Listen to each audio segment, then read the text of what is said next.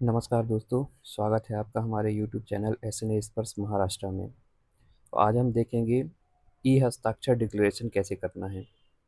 देखिए दोस्तों, आपके पास दो लॉगिन होते हैं, एक होता है मेकर, दूसरा चेकर। तो मेकर के लॉगिन से जो है आप बिल क्रिएट करेंगे या क्लेम जनरेट करेंगे, और चेकर के लॉगिन से आप उस बिल को अप्रूव करेंगे। तो जब आप अप्रूव करेंगे, अप्रूव करने के लिए जो ऑथेंटिकेशन होता है वो ई हस्ताक्षर के माध्यम से दिया जाता है। तो उसे सबसे पहले जब आप चेकर का लॉगिन करेंगे तो आपको डिक्लेयर करना पड़ेगा कि किसका आप ई हस्ताक्षर करने वाले हैं। तो उस ई हस्ताक्षर को डिक्लेरेशन करने का प्रोसेस आज हम यहाँ पर देखेंगे।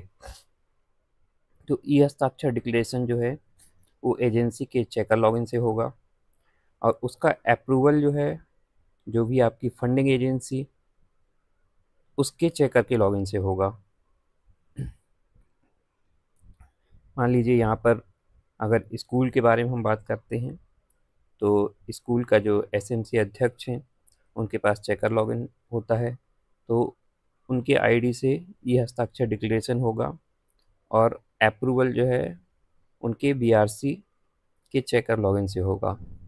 तो आइए आगे देखते हैं प्रोसेस।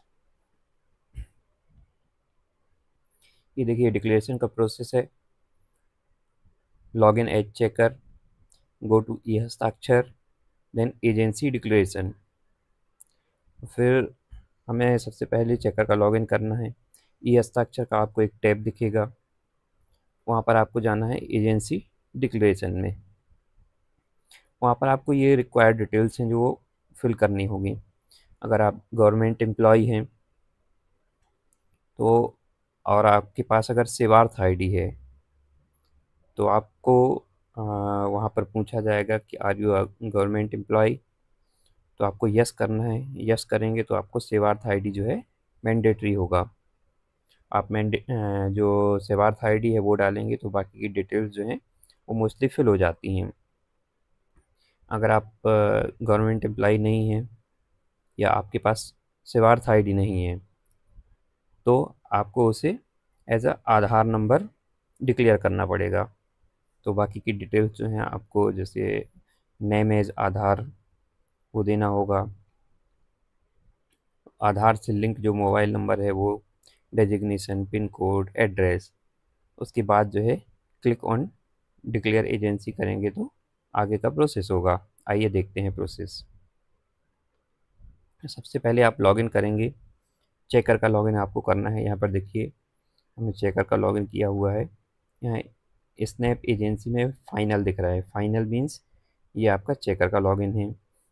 यहाँ पर आपको जाना है ई हस्ताक्षर में। ई हस्ताक्षर के बाद एजेंसी डिक्लेरेशन में जाना है आपको। जब इस पर आप क्लिक करेंगे तो कुछ इस तरह का विंडो ओपन होगा। यहाँ पर आपको select SLS code, means scheme का जो आपका कोड है स्टेट का, जैसे समग्र शिक्षा के लिए MH394, PM श्री के लिए MH549। ऐसे ही अलग अलग स्कीम के लिए अलग अलग SLS कोड होता है। तो हम यहाँ पर समग्र शिक्षा के लिए कर रहे हैं तो यहाँ पर हम सिलेक्ट करेंगे MH394। फिर यहाँ पर पूछ रहा है आर यू गवर्नमेंट एम्प्लॉय। अगर आपके पास सेवार्थ आईडी है तो आप इसे यस करेंगे, अदरवाइज आपको नो सिलेक्ट करना है। अगर आपने यहाँ पर यस सिलेक्ट किया तो आपको सेवार्थ आईडी यहाँ पर डालना होगा। बाकी की डिटेल्स जो हैं ऑटोमेटिक आपकी फिल होके आ जाएंगी, बस आपको पिन कोड डालना होगा। अगर आपके पास सेवार्थ आईडी नहीं है तो आप इसे नो सिलेक्ट करेंगे। आर यू गवर्नमेंट एम्प्लॉय में आप नो सिलेक्ट करेंगे। उसके बाद सेवार्थ आईडी मैंडेटरी नहीं होता है। फिर आपको नेम एज आधार देना है। आधार से लिंक जो मोबाइल नंबर है वो आपको यहाँ डालना है। डेजिग्नेशन, अगर आप एसएमसी अध्यक्ष हैं तो एसएमसी अध्यक्ष डालेंगे। पिन कोड एंड एड्रेस डालना है। उसके बाद यहाँ पर आपको डिक्लेयर एजेंसी पर क्लिक करना है। जैसे ही आप डिक्लेयर एजेंसी पर क्लिक करेंगे, देखिए यहाँ पर जैसे मैंने बताया था ये PM श्री स्कीम के लिए है, MH 549, ऐसी समग्र शिक्षा के लिए 394। बाकी की डिटेल्स आपको फिल करनी है। फिल करने के बाद आपको एजेंसी डिक्लेरेशन पे क्लिक करना है, डिक्लेयर एजेंसी पे। जब आप डिक्लेयर एजेंसी पे क्लिक करेंगे तो कुछ एक इस तरह का मैसेज आपको दिखाई देगा ग्रीन कलर में, agency declaration has been done successfully pending approval by DDO। ठीक है, उसके बाद जो है ये पेज रीडायरेक्ट हो जाता है। यहाँ पर आपको जो है ये 3 ऑप्शन हुए हैं, इसमें से आपको OTP सिलेक्ट करना है।